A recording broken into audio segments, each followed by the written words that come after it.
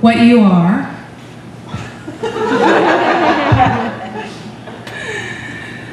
right now was determined by your past actions, your past thoughts, and what you're going to be, everything you're going to be, is being determined right now by the very same things.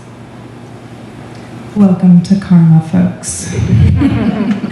We believe what we think about ourselves, and that's very often a big problem. And we also take everything personally. And so we suffer, and I suffered. In my 20s, I lived in New York City, and this was before the internet. So I wasn't walking around with my head down looking at my phone. I was looking all around me. And I lived on 11th Street between 5th and 6th Avenues, which is just beautiful in the winter and in the fall. Like if you were to stand in the middle of 11th Street and look down, all the trees form this canopy along the street, and it's just beautiful. So with no phone, I took my pen and my journal everywhere, and I wrote everywhere I was, in cafes, in restaurants, in diners with really terrible flat eggs, and I would just stay for hours. But at the same time, I had a couple of beliefs that I held very strongly and were pretty problematic. And one of those was that I shouldn't have to work because I was a writer. And I felt it, like the way I felt that I was a writer was almost painful, like that bad first love. Like it hurts, it's not good, but it hurts. And all of my cells and my tendons on my muscle were just like wrapped around that tightly, like this is me. And it's not fair that I have to work, you know? I should have been sponsored, you know, by the universe or something. And I kept waiting in those cafes, like French Roast Cafe on the corner of 6th and 11th. And it was the first time I'd had a latte in a bowl. Like, I was so fancy. And I kept thinking like some, you know, older gentleman is supposed to come in and walk over to me and be like, hey, let me see that journal. And like, you know, page through it and go, you're a writer and you shouldn't have to work. You shouldn't have to pay bills. Nothing mundane, like move into my penthouse. I'm married, it's nice, don't worry. And the second problematic belief I held was that I was chicken shit and I was gutless. And to really become a writer, I was supposed to suffer and quit my job at the magazine where I got benefits and a paycheck, and I had a job, so everybody back home was proud of me, but I was suffering. So, but it's worse. Because I had a tragic birth. I wasn't born into the family that I deserved.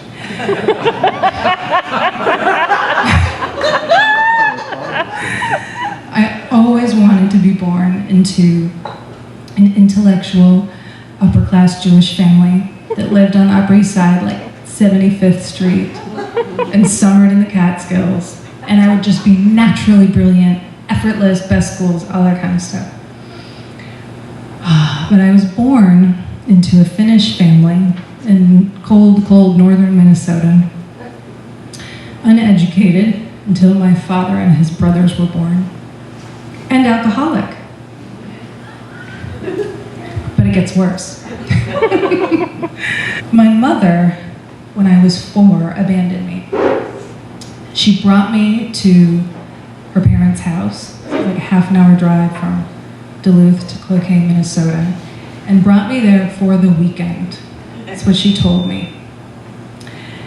And it wasn't just for the weekend, because I never lived with her again.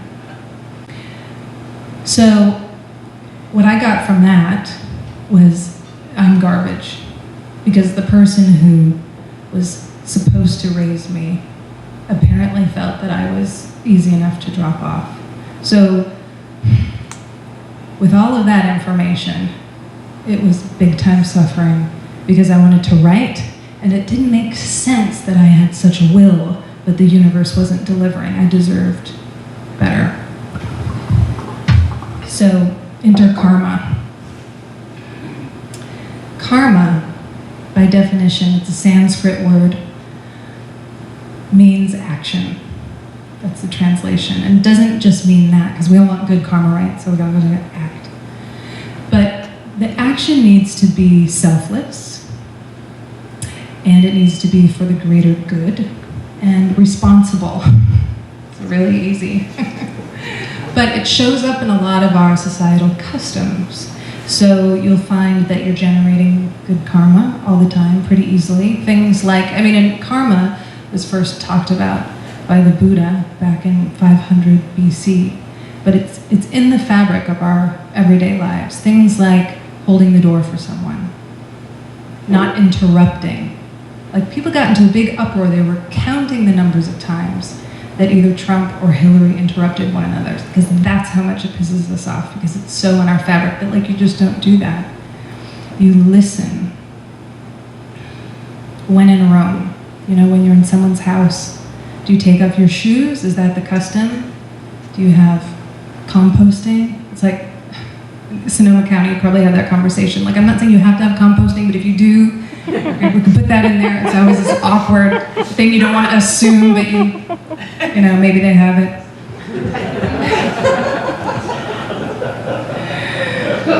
So Dharma, so this is karma versus Dharma, how we get in our own way. So Dharma is a fuzzier concept, and the translation means to maintain.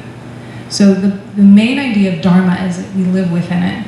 And both karma and Dharma exist, whether we like it or not.